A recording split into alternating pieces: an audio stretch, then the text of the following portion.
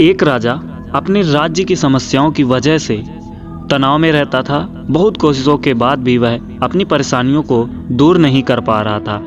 एक दिन तंग आकर वह अकेले ही जंगल में घूमने निकल गया। जंगल में राजा को बांसुरी की मधुर आवाज़ सुनाई दी।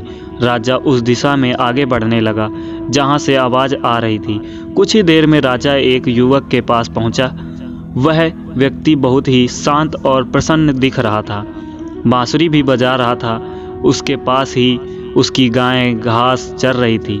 राजा ने उस व्यक्ति को अपना परिचय दिया और उससे पूछा कि तुम तो इतने प्रसन्न दिख रहे हो, जैसे तुम्हें किसी राज्य का सम्राट बना दिया गया है।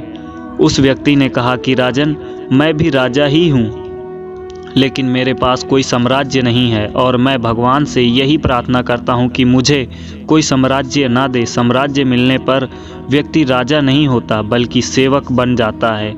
उसके ऊपर पूरी प्रजा के पालन का भार रहता है। ये बात सुनकर राजा हैरान हो गया। समझ आ गई कि राजा के पास धन संपत्ति भले ही हो, लेकिन मन की शांति ऐसे ही लोगों को मिलती है जो व्यर्थ विचारों में नहीं उलझते हैं। व्यक्ति ने कहा कि राजन, सच्चा सुख स्वतंत्रता में ही है।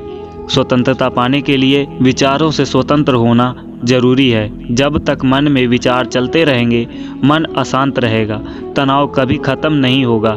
मन के विचार खत्म होने के बाद ही चिंताओं से मुक्ति मिल सकती है। इस कहानी की सीख यही है, अगर तनाव दूर करना चाहते हो तो मन को विचारों से आज़ाद करने की ज़रूरत है। मन में जब तक व्यर्थ बातें चलती रहेंगी, हमें शांति नहीं मिल पाएगी। शांति के लिए ध्यान करना चाहिए, यही सबसे अच्छा उपाय है।